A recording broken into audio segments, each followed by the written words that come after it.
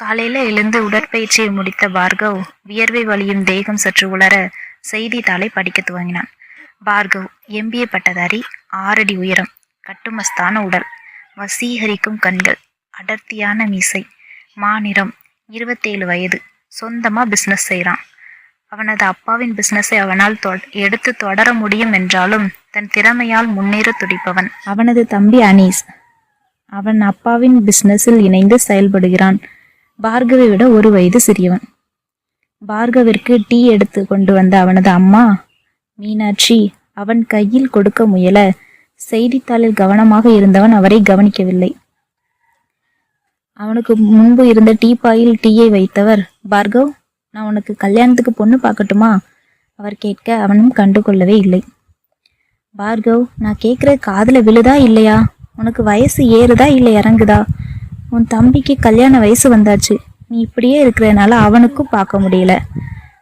மீனாட்சி கேட்டுக்கொண்டிருக்க அமைதியை அவருக்கு பதிலாக்கினான். பதில் சொல்லாம அந்த நியூஸ் பேப்பருக்குள்ள என்ன தேடிட்டு இருக்க? கேட்டவர் பட்டன பேப்பரை பறித்து கீழே போட்டார். அம்மா, கண்டன குரல் கொடுத்தவன் சற்று கோபமாகவே அவரை ஏறிட்டான். என்னடா அம்மா, இவ்வளவு நேரமா கரடியா கத்திட்டு இருக்கேன், கண்டுக்காம இருந்துட்டு இப்ப அம்மாவா? அவரும் கோபமாகவே அவனை முறைத்தார். அம்மா, அனீஸ்க்கு பாக்குறதா இருந்தா தாராளமா பாருங்க. அதுக்கு ஏன் என்ன இழுக்கிறீங்க? 27 வயசு ஒரு வயசா? இதுல என்னை விட 1 வயசு சின்னவன். அவனுக்கு கல்யாண வயசு வந்துடுச்சான். காமெடி பண்றதுக்கு ஒரு அளவில்ல, போங்கம்மா. அவர் பிரிங்கி கீழே போட்ட செய்தித்தாளை கைகளில் எடுத்துக்கொண்டான். அப்போ உனக்கு பொண்ணு பார்க்க வேண்டாம் அதானே? அவர் கேட்க, ஆமா ஆமா, அசால்ட்டாக உரைத்தவன் மீண்டும் பார்வையை செய்தித்தாளில் மேய விட்டான். ஆர்த்திக்கு மாப்பிள்ளை பார்க்கணும்னு அண்ணா சொல்லிட்டு இருந்தாரு. நீயும் கல்யாணம் வேண்டான்னு சொல்ற. அப்ப எனக்கு என்ன போச்சு? நான் பேசாம இருக்கேன். முந்தானையை உதறி இடுப்பில் சொருகியவர் திரும்பி நடந்தார். ஒரு நொடி அவர் சொல்வதை கண்டு கொள்ளாமல் இருந்தவன் அவர் இறுதியாக சொன்னது காதில் விழ செய்தித்தாளை விசிறிவிட்டு அவர் பின்னால் கிட்டத்தட்ட ஓடினான். அம்மா, என்ன சொன்னீங்க? அவர் முன்னால் சென்று நின்றான். நான் ஒண்ணுமே சொல்லலையே. நீ போய் பேப்பர் பார், இல்லைன்னா அது கதறி அழ போகுது. அவனை ஒரு கையால் விலக்கியவர் கிச்சனுக்குள் நுழைந்தார். அம்மா, இப்ப சொன்னீங்களே ஆர்த்தின்னு அவன் இழுக்க, அப்படியா? நான் எதுவுமே சொல்லலையே. காய்கறிகளை எடுத்து வைத்து கழுவ அதை அவர் கையிலிருந்து வாங்கியவன் தானே கழுவ துவங்கினான். அம்மா, ஆர்த்திக்கு மாப்பிள்ளை பார்க்க ஆரம்பிச்சிட்டாரா? உங்களுக்கு நல்லா தெரியுமா? ஆர்வத்தை அடக்க முடியாமல் அவரிடம் மீண்டுமாக கேட்டான். மீனாட்சி அவனை கண்டு கொள்ளாமல் இட்லி ஊற்றுவதில் முனைய, அம்மா, உங்க பிள்ளைக்கு கல்யாணம் பண்ணி பார்க்கணும்னு உங்களுக்கு ஆசையே இல்லையா?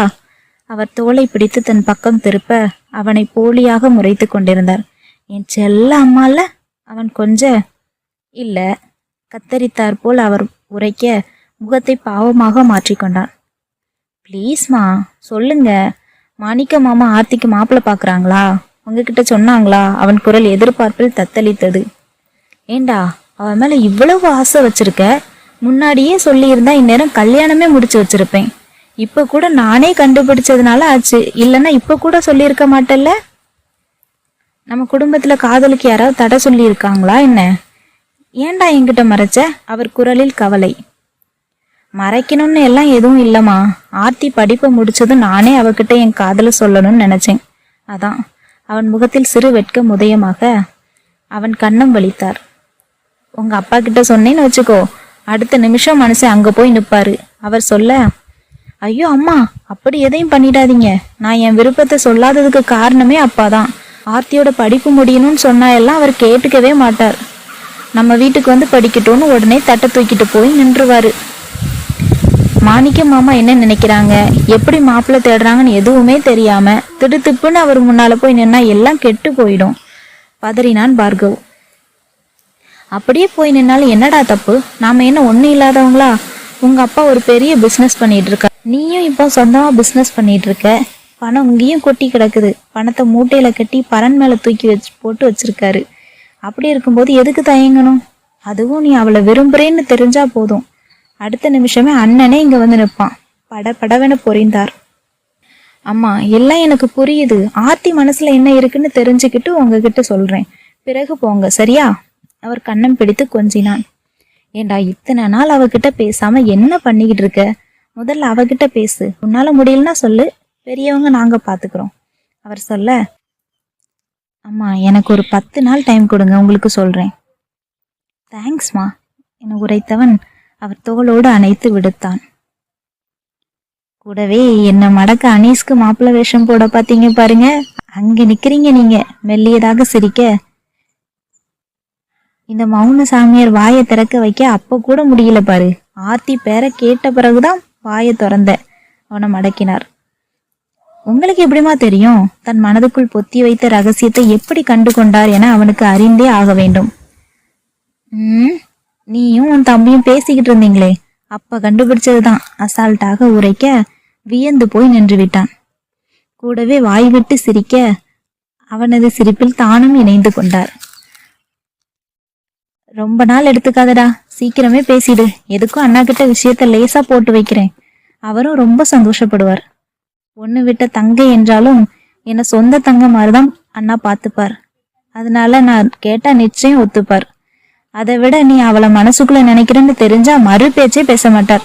அடுத்து நல்ல முகூர்த்த நாள் எதுன்னு பார்ப்பார். அவனது அம்மா நம்பிக்கையாய் உரைக்க அப்பொழுதே தன் காதல் நிறைவேறிவிட்ட சந்தோஷம் அவனிடம். கூடவே தன் காதலை ஆர்த்தி ஏற்றுக்கொள்ள வேண்டும் என தவிப்பாகவும் இருந்தது. ஆர்த்தி வீட்டுக்கும் அவனது வீட்டுக்கும் ஜஸ்ட் 2 தெரு வித்தியாசம்தான். அவனது தம்பி, ஆர்த்தி அனைவரும் படித்த ஸ்கூல் ஒரே ஸ்கூல் தான்.